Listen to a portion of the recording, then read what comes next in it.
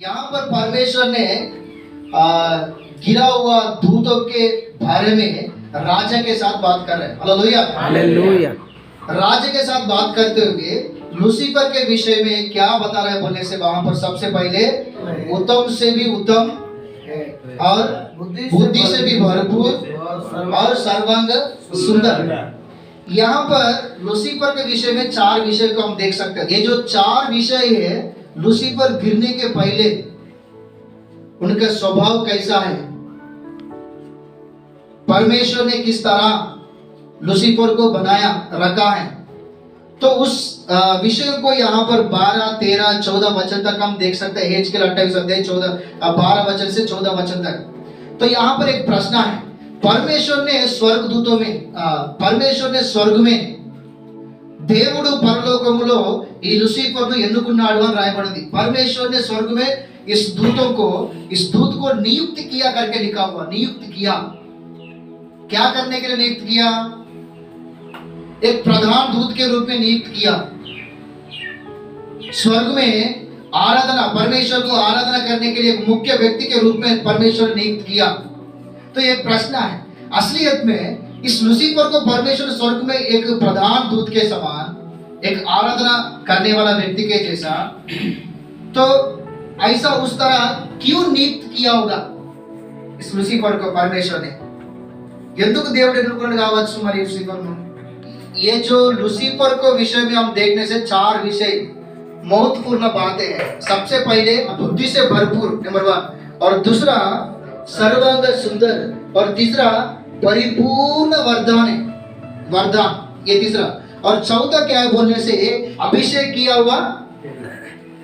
हिंदी में क्या हो, केरू बोलते, करू बोलते, करू। ओके, ये 4 बातों को लूसीफर के जीवन में हम देख सकता है। तो परमेश्वर ने ये 4 विषयों में क्या लूसीफर के अंदर देखकर स्वर्ग में एक मुख्य व्यक्ति के रूप में नियुक्त किया होगा? सर्वांग सुंदर को देखते हुए नियुक्त किए क्या? नहीं तो परिपूर्ण बुद्धि को देखकर नियुक्त किए क्या? नहीं तो सारे वरदान उसके जीवन में है करके नियुक्त किए क्या? नहीं तो अभिषेक किया गया केरूब करके नियुक्त किए क्या? इनका जीवन में, ये लूसीफर के जीवन में परमेश्वर ने क्या देखकर स्वर्ग में एक मुख्य व्यक्ति के रूप में नियुक्त किया होगा?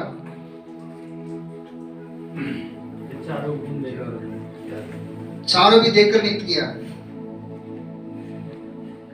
हाँ? हाँ? क्या देखकर परमेश्वर नियुक्त किया हो गया? అంటే ఏమి చూసి దేవుడు ఎన్నుకున్నాడు కావచ్చు ఈ 4 విషయాలలో? అంటే సంపూర్ణ జ్ఞానమును చూసి ఎన్నుకున్నాడా, లేకపోతే సంపూర్ణ సౌందర్యత అంటే సౌందర్యమును చూసి ఎన్నుకున్నాడా, లేకపోతే వరాలను చూసి ఎన్నుకున్నాడా, లేకపోతే ఈ యొక్క అభిషేకమును చూసి ఎన్నుకున్నాడా? ఏమి परमेश्वर को क्या चाहिए? एक व्यक्ति को परमेश्वर नियुक्त करना है तो उसके जीवन में प्रभु क्या देखना चाहता है?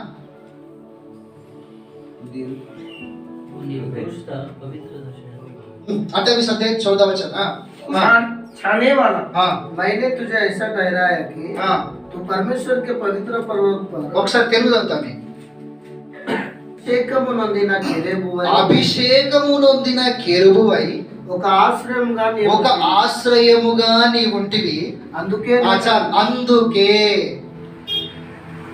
అభిషేకము నొందిన కెరూబువై ఒక ఆశ్రయముగా ఉంటివి, అందుకే నేను నిన్ను నియమించితిని। हालेलुया हालेलुया हालेलुया हालेलुया। अभिषेक किया हुआ केरूब के जैसा तूने एक आश्रय, तो तू ऐसा रहा था, तो इसीलिए वहां पर लिखा हुआ, तो इसीलिए मैंने तुझे नियुक्त किया है। Hallelujah hallelujah. इसीलिए मैंने तुझे नियुक्त किया करके परमेश्वर ने क्यों नियुक्त किया? परिपूर्ण बुद्धि को देकर नियुक्त किए क्या? परिपूर्ण सुंदरता को देखकर नियुक्त किए क्या? नहीं तो सारे वरदान इसके जीवन में अंदर है करके नियुक्त किए क्या? नहीं तो अभिषेक को देखकर नियुक्त किए क्या? बोलने से यहाँ पर लिखा हुआ परमेश्वर ने उत्तर देता है कि उन्होंने पहले अभिषेक किया हुआ केरूब, उसके अंदर अभिषेक है। तो अभिषेक को देखते हुए परमेश्वर ने स्वर्ग में एक प्रधान दूत के रूप में परमेश्वर ने नियुक्त किया। तो तो परमेश्वर को क्या चाहिए बोलने से अभिषेक चाहिए, इसलिए परमेश्वर ने नियुक्त किया। तो ऐसा बाइबल में भी हमको परमेश्वर ने इस्राएल लोगों को राज्य करने के लिए नियुक्त किया। तो क्यों नियुक्त किया होगा राजा दाविद को? बहुत सारे बातें, लेकिन అంటే అన్ని విషయాల్లో ప్రాముఖ్యమైన ఒక విషయం ఉన్నది దావీదు ఎన్నుకోవడానికి। सब विषयों में एक विषय है, मुख्य बात उनके जीवन में दावीद को नियुक्त करने के लिए। क्यों नियुक्त किया हुआ? ఎందుకు ఎన్నుకున్నాడు కావచ్చు दावीद को?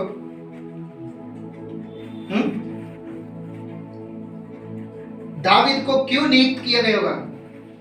78 अध्याय भजन संहिता 70 वचन पढ़े पर। फिर उसने अपने दास दाऊद को चुनकर भेड़शालाओं में से लिया। ఎందుకు ఎన్నుకున్నాడు? क्यों चुन लिया?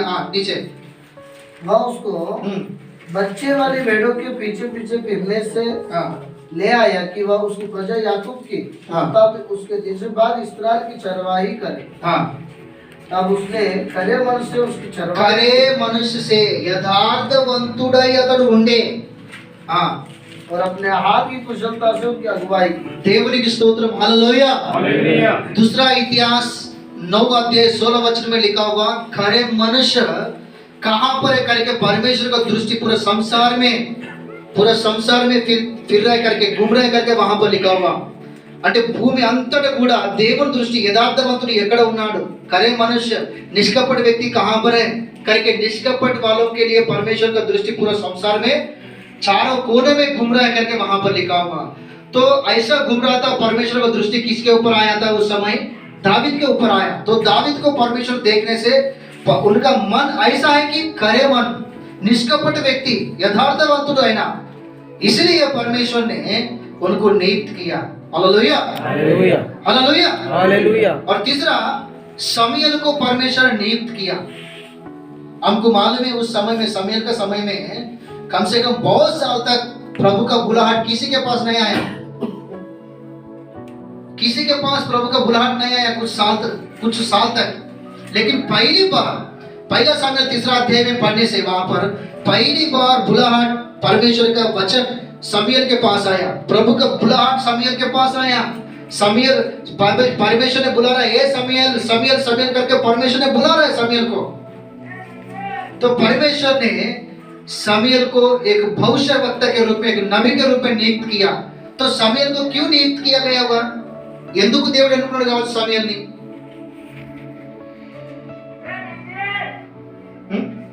क्यों नियुक्त किया होगा शमूएल को? परमेश्वर से मांगा है वो लड़का, इसलिए उसको नियुक्त किया। परमेश्वर को धन्यवाद। और परमेश्वर ने शमूएल को क्यों नियुक्त किया होगा?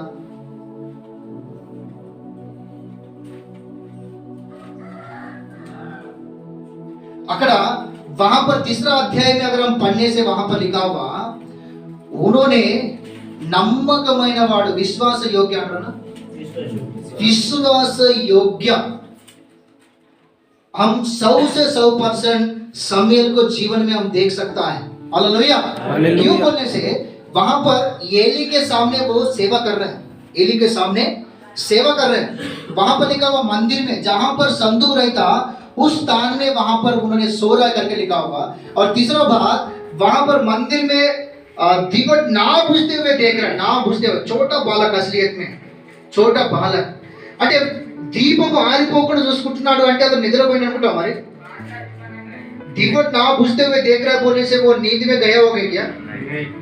फिर उतना छोटा बालक फिर नींद को छोड़ते हुए, उनका हालत को भी छोड़ते हुए, उनका परिवार को भी छोड़कर मंदिर में रहकर, एक सेवक के नीचे रहकर पूरा मंदिर का काम करते हुए, जहां पर संदूक रहता उस स्थान में सोते हुए, उन्होंने दीवट को ना बुझते हुए देख रहा है बोलने से कितना विश्वास योग्य। और तीसरा बात क्या बोलने से, ये एली भी अच्छा तरफ से सो रहा है उनके घर में। क्यों? 100 से 100% एली को शमूएल के ऊपर भरोसा है, विश्वास है, वो सब कुछ संभालेगा। हालेलुया हालेलुया हालेलुया। सब कुछ वो देखभाल करेगा, मेरे से बढ़कर वही काम करेगा। परिपूर्ण रीति से विश्वास है शमूएल के ऊपर। तो उनका जीवन में सबसे पहली पॉइंट क्या है बोलने से विश्वास योग्य व्यक्ति है वो। इसलिए परमेश्वर ने उनका मन में इस बातों को देखते हुए परमेश्वर ने उस काल में बहुत साल से बुलाहट नहीं है, बहुत साल से प्रभु का वचन किसी के पास नहीं आया, लेकिन पहली बार शमूएल के पास प्रभु का वचन आया, प्रभु का दर्शन आया, प्रभु का बुलाहट से परमेश्वर बात करता है कि शमूएल शमूएल शमूएल।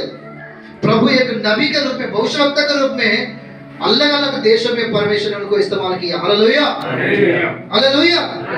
सचमुच परमेश्वर का अगर प्रभु हमारे लिए जो चाहता है, हमारे जीवन में परमेश्वर ने जो देखना चाहता है, सचमुच वो उस प्रकार की जीवन हमारे मन में, हमारा हृदय में रहने से प्रभु का वचन हमारे पास आएगा, प्रभु का बुलाहट हमारे पास आएगा। तो सचमुच प्रभु का दर्शन, प्रभु का वचन हमारे पास आने से यहाँ पर कुछ बातों को देख सकता है कि परमेश्वर हमको नियुक्त करता है कुछ ना कुछ आगे करने के लिए। और दूसरा, प्रभु को परमेश्वर एक अलग प्रकार के दर्शन हमको देता है।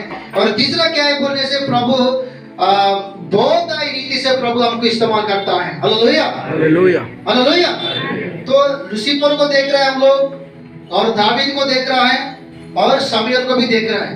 तो इस बातों को सुनते हुए परमेश्वर हमारे साथ क्या बात कर रहे हैं बोलने से, हमारे जीवन में भी प्रभु ने कुछ ना कुछ स्वभाव को देखकर प्रभु हमको सेवकाई में बुलाया परमेश्वर ने। तो प्रभु हमारे जीवन में क्या देखकर बुलाया होगा? समझ लो, लूसीफर को अभिषेक देखकर सेवकाई में बुलाया, शमूएल को विश्वास योग्य देखकर बुलाया, दावीद को खरे मन देखकर बुलाया। तो हमको प्रभु क्या देखकर, हमारे जीवन में क्या देखकर हमको बुलाया होगा? तो क्या देखकर प्रभु हमको बुलाया? सचमुच लूसीफर को प्रभु ने बुलाया, ये खरे मन मतलब अभिषेक को देखकर परमेश्वर ने बुलाया। 3 विषय प्रभु हमारे साथ बात करने वाला है।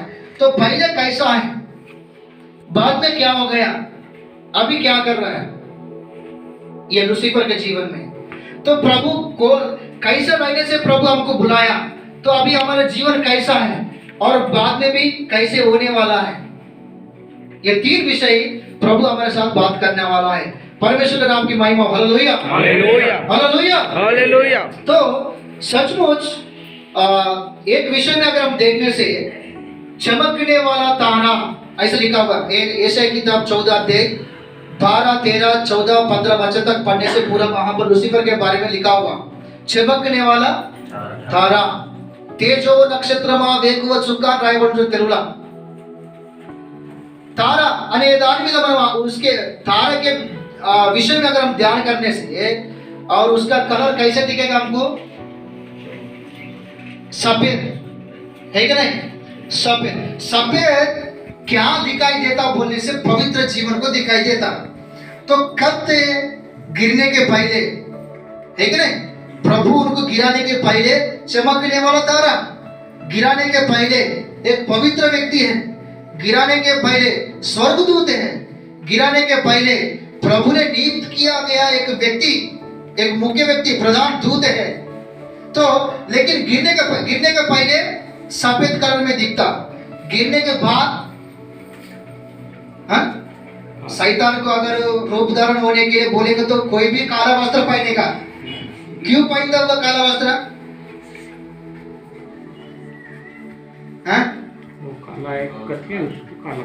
तो प्रकाशित वाक्य में, मत्ती सुसमाचार में और कुछ कई वचनों में हम पढ़ने से परमेश्वर ने वहां से पहला पत्रस में भी लिखा हुआ, एक कट्टिका चीकटी गला बिलम राशि तेरुला, एक बड़े अंधकार में परमेश्वर ने उसको गिराया करके लिखा हुआ। अंधकार मतलब काला कलर में दिखता है, काला, ठीक है। पहले कैसा उनका जीवन? पवित्र, एकदम उज्ज्वल। पहला कलर सफेद, दूसरा कलर काला, तीसरा कलर अभी कैसे मालूम है, वो कौन सा कलर में मालूम है? 12 अध्याय 3 वचन पढ़े एक बार, प्रकाशित वाक्य 12 अध्याय 3 वचन।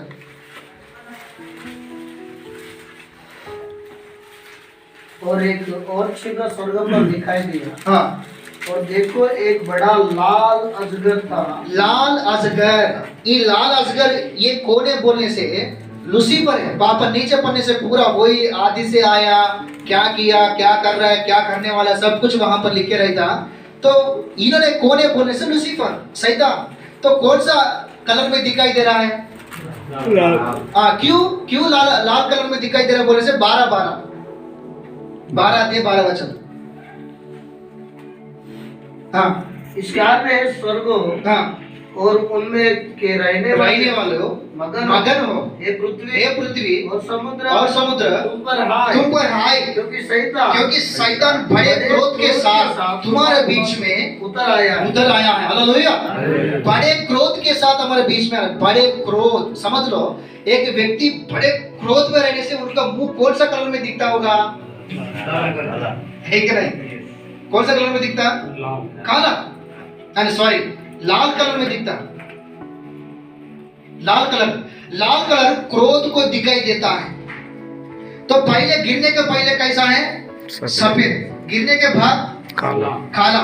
लेकिन अभी कौन सा कलर में दिखाई दे रहा है बोलने से? लाल कलर, रिवेंज।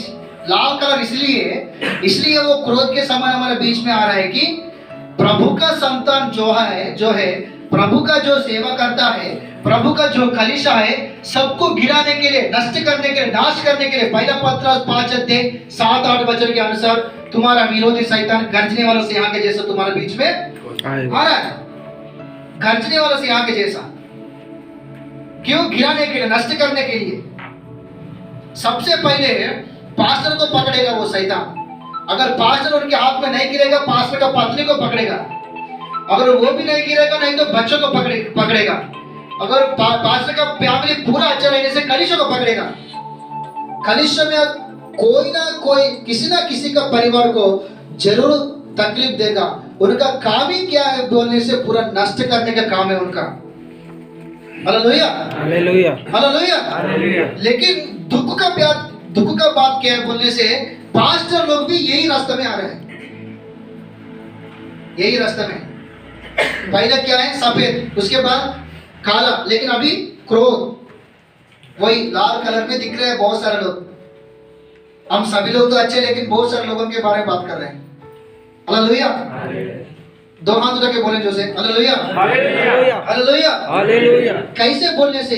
अभी समझ लो, पढ़ो एक बार एहेजकेल किताब, जल्दी खत्म करेंगे। एहेजकेल 28 अध्याय, वही वचन को पढ़ेंगे हम लोग।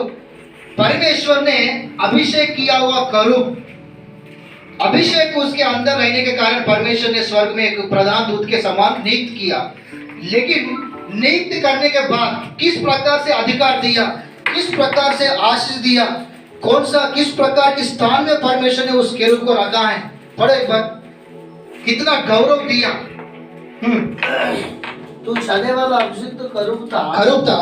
मैंने तुझे ऐसा ठहराया कि तू परमेश्वर के पवित्र पर्वत पर रहता था। नंबर 1, पवित्र पर्वत पर रहता था। ये पॉइंट बहुत, इसके ऊपर ध्यान देना चाहिए। पवित्र पर्वत पर रहता था, ये पहली पॉइंट। और दूसरा, तू आग सर के चमकने वाले मणियों के बीच में चल रहा था। हाँ, ये दूसरा पॉइंट है। हाँ, चलता फिरता था। जिस दिन से तू सृजा गया था, और जिस दिन तक तुझमें कुटिलता न पाई गई। कुटिलता नहीं थे इनके जीवन में। पहले कैसा था? निष्कपट, यथार्थवंतुनिगा उन्नाडैना, निष्कपट के जैसा था पहले। तो अभिषेक इसके जीवन में, इसलिए पवित्र पर्वत पर परमेश्वर ने रखा है। अभिषेक इसके जीवन में है, इसलिए वो आग के सड़क चमकने वाले, కాలుతున్న రాళ్ళ మధ్యలో తిరుగుతుండేవాడుగా. ఏమనర్థం ఇందులో? तू आग सरी के चमकने वाले मणियों के बीच में चलता फिरता था। दूसरा, अभिषेक उसके जीवन में, इसलिए वो निष्कपट व्यक्ति है। అభిషేకం ఉన్న కారణమును బట్టే దేవుడు పరిశుద్ధ పర్వతం మీద ఉంచిండు. అభిషేకం ఉన్న కారణమును బట్టే కాలుతున్న రాళ్ళ మధ్యలో సంచరించిండు. అభిషేకం ఉన్నది కనుకనే యథార్థవంతుడిగా ఈయన కనబడుతున్నాడు. హల్లెలూయా. పరిశుద్ధ పర్వతం మీద ఉండాలి. అభిషేకం ఉన్నది కనుకనే పరిశుద్ధ పర్వతం మీద కనబడుతున్నాడు. దేవుడు पवित्र पर्वत के ऊपर रहने के लिए परिपूर्ण बुद्धि अवसर नहीं है और सुंदरता भी अवसर नहीं है। वरदान भी अवसर नहीं है। फिर पवित्र पर्वत पर अगर रहना है तो क्या जरूरी है बोलने से, परमेश्वर ने हमारे जीवन में क्या चाहता है बोलने से, అభిషేకమును దేవుడు కోరుకుంటున్నాడు। కానీ 16 वचन, लेकिन 16 वचन में पढ़ने से वहां पर लिखा हुआ परंतु लेनदेन की बहुतायत के कारण तो उपद्रव से भरकर पापी हो गया। इसी से मैंने तुझे अपवित्र जानकर परमेश्वर के पर्वत पर से उतारा। ఇక్కడ ఏమని రాయబడిందంటే, లోపల నువ్వు అన్యాయమును పెట్టుకొని పాపము చేయుచు వచ్చితివి గనుక నిన్ను దేవుని పర్వతం మీద ఉండకుండా అపవిత్ర పరిస్థితిని, కాలు కింద రాళ్ళ మధ్యలో నువ్వు ఇక సంచరించవు, నిన్ను నేను నాశనము చేస్తుని అని చెప్పేసి మాట్లాడుతున్నాడు। Hallelujah hallelujah hallelujah.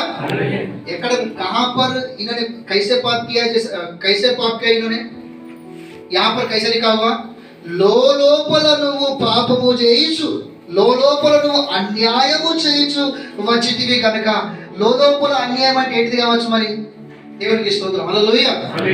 లోపల నీవు అన్యాయము చేయొచ్చు, లోపల నువ్వు అన్యాయము చేయొచ్చు అనే మాట నిజంగా ప్రభు నాతో ఏం మాట్లాడానంటే, చాలా మంది परमेश्वर इस बातों के द्वारा प्रभु मेरे साथ क्या बात किया बोलने से, कुछ लोग ऐसा है कि अंदर मतलब कैसे बोलने से, లోపల అంటే ప్రభు నాతో ఏమి జ్ఞాపకం చేసిందంటే, చాలా మంది అన్నా వందనాలు అని చెప్పేసి మనము ముగ్గట అనుకుంటాం, కానీ బయట పోయి ఇక గాడ మనిషే ఎంతకు ఆది సంఘమే ఎంతకు గాళ్ళ విశ్వాసుల, మా విశ్వాసుల కంటే వాళ్ళ విశ్వాసులు పెద్దగా ఉన్నారా, मेरा विश्वासी लोगों से उनका विश्वास लोग अच्छा है क्या, वो है क्या, वो पागल है, अभी तो क्या करेंगे करके जय मसीह बोल रहे, लेकिन उनका पूरा मुझे मालूम है, सब कुछ उनका पूरा मुझे मालूम है। ये कितना दुख का बात है सचमुच बोलने से, बहुत प्रभु भी पहले दुखित है इस बातों के लिए। आमने सामने अन्ना भैया बहुत अच्छा है, मुझे कुछ मदद चाहिए, आमने सामने मेरे बारे में कुछ कांटेक्ट करना चाहिए, आमने सामने मेरे परिवार के लिए प्रार्थना करो, मेरे घर के लिए प्रार्थना करो, मेरे सेवकाई के लिए प्रार्थना करो, मेरे बच्चों को पढ़ाई के लिए प्रार्थना करो, लेकिन उधर जाने के बाद नहीं वो उनका पूरा मुझे मालूम है, उनको जय मसीह बोलने का लायक भी नहीं है वो, लेकिन वो ऐसे डबली बजाने वाला व्यक्ति है, उनको हमको बराबर संबंध नहीं है, लेकिन क्या करेंगे जय मसीह बोलेंगे। Hallelujah hallelujah. मैं आप लोगों को नहीं बोल रहा हूँ, लेकिन सचमुच कुछ लोगों को मैं ऐसा देख रहा हूँ, देखा भी है वैसा, सामने 5 लोगों के सामने एक जैसा है, बाहर एक जैसा। मैं उनका नाम नहीं लेना चाहता, लेकिन कुछ लोगों को मैं देखा, बहुत दुखित हो गया। मैं प्रभु से भी विनती किया, प्रभु ऐसा कैसा हो गया, दूसरों को प्रचार करते हुए, दूसरों को बुद्धि देने वाला हम ही लोग ऐसा बुद्धि से कैसे बदल जाते हम लोग, ఎందుకు బుద్ధి విషయంలో మనం పరిపూర్ణం కావచ్చు అని దేవుణ్ణి నేను కొన్నిసార్లు ఏడ్చినప్పుడు ప్రభు దగ్గర, యథార్థత అనేది లేదు చాలా మంది దగ్గర, లోపల నువ్వు అన్యాయం, మీకు ఇక్కడ మనం ఆలోచన చేస్తే, ఈ లూసిఫర్ బయటికి వచ్చి బ్యాండ్ కొట్టలే, ఈయన పాపం ఎక్కడ చేసింది ఎక్కడ లోపలనే। ఇప్పుడు ఏషియా గ్రంథం 14 अध्याय में लिखा हुआ ना, तूने मन में ऐसा कहा था, నువ్వు మనసులో ఇట్లా అనుకుంటివి, ఇదే ఆత్మ అందరిలో పనిచేస్తున్నది, మాటకు మాత్రము అన్న వందనాలు, అక్క వందనాలు, అన్న మీరు బాగున్నారా, కానీ లోపల ఎట్లా ఉంటుంది అంటే మళ్ళీ అది వేరే స్టైల్ ఉంటుంది, మళ్ళీ अंदर दूसरा टाइप रहता, बाहर में कैसे भैया जय मसीह, अक्का जय मसीह, हाँ बच्चों जय मसीह, जो भी जय मसीह जब बहुत अच्छा रहता प्यार के विषय में, बोलने के विषय में, लेकिन अंदर का अलग रहता, वही आत्मा काम कर रहे हैं। प्रभु अभिषेक को देखते हुए परमेश्वर ने सेवकाई में नियुक्त किया, ये सही बात है। हमारे जीवन में भी कुछ देखा, हमारे जीवन में भी, हमारे सबका जीवन में भी प्रभु कुछ ना कुछ देखकर हम सबको सेवकाई में बुलाया, सेवकाई में, लेकिन बुलाया, इनको भी बुलाया, बुलाने के बाद क्या हो गया बोलने से, अंदर अन्याय, अंदर లోపల అన్యాయం అనేది జరుగుతున్నది, మనకు తెలిసి జరుగుతున్నది అనే వాళ్ళు కొంతమంది ఉన్నారు, తెలియక జరుగుతున్నది అనే వాళ్ళు కొంతమంది, అంటే ఈ 2 రకాల మనుషులు ఉన్నారు। అయితే లోపల అన్యాయము చేయొచ్చు పాపము చేసింది వచ్చింది కనుక నిన్ను దేవుని పర్వతం మీద ఉండకుండా నేను अपवित्र परिस्थिति अंటున్నాడు इसलिए अन्याय करते हुए पाप करते हुए आया इसीलिए मैंने तुझे पवित्र पर्वत से गिराया और दूसरा तूने वो मणियों के बीच में चलता फिरता था लेकिन अभी नहीं फिरेगा పరిశుద్ధ పర్వతం మీద ఉన్న కెరూబును అంటే పరిశుద్ధ పర్వతం మీద ఉన్న ఈ యొక్క దూతను అక్కడి నుంచి తొలగించాడు అపవిత్రపరిచాడు రెండోది కాలుతున్న రాళ్ళ మధ్య నుంచి తొలగించాడు మూడోది నాశనము చేసింది అని మాట్లాడుతున్నాడు कारण क्या है पाप किया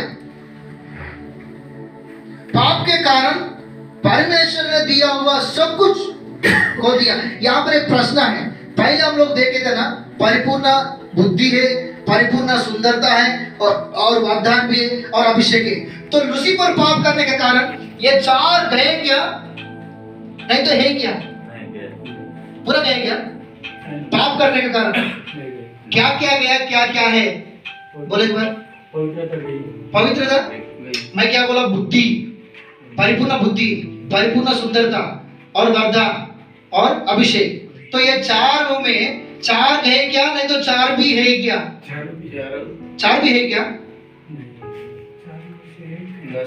के बाद ही उसको हाँ। हटा दिया गया लूसीफर को अभी सब हाँ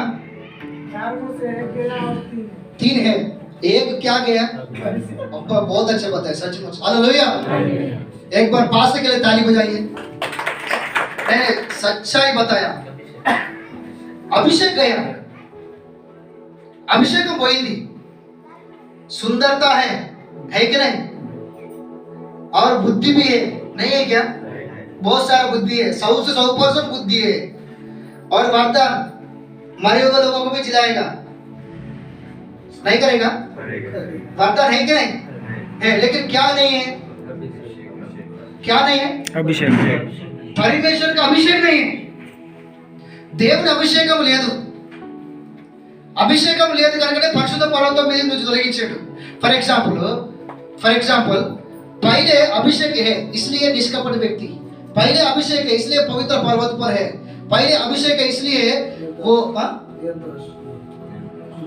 निर्दोष है कुटिलता नहीं है उसके अंदर पहले अभिषेक है इसलिए కాలుతున్న రాళ్ళ మధ్యలో ఇందులో ఏమంటారు चमकने वाले मणियों के बीच में चलता फिरता था लेकिन अभी है क्या पवित्र पर्वत से गिरा दिया और वो चमकने वाला मणियों के बीच में से भी निकाल दिया अभी वहां नहीं जाएगा और तीसरा नाश किया अभी कैसे दिख रहा है उनके अंदर पूरा कुटिलता क्रोध विरोध पाप का स्वभाव जो भी है वो पूरा भरपूर उसके जीवन में दिखता है हमको इसलिए काला पहले सफेद था लेकिन अभी कैसे दिख रहा है काला सचमुच जो भी परमेश्वर के बुलाए हुए सभी लोग अगर अंदर एक जैसा बाहर एक हम पवित्र जीवन से रहना चाहिए हम सबको मालूम है और दूसरा क्या है बोलने से परमेश्वर ने हमको बुलाया हमारा जीवन में प्रभु क्या देखना चाहता है बोलने से पूरा सफेद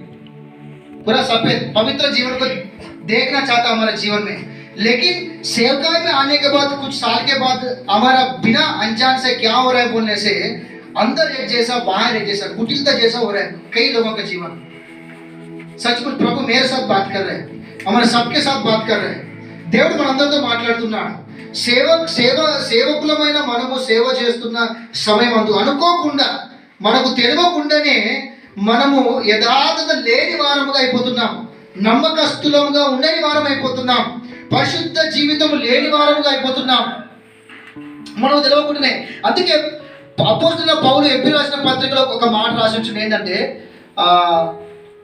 సులువుగా చిక్కులు పెట్టే పాపములు ఉన్నాయి అని చెప్పేసి మాట్లాడి హల్లెలూయా సులువుగా చిక్కులు పెట్టే పాపాలు ఇందులో ఏమంటుందని మరి వచనంలో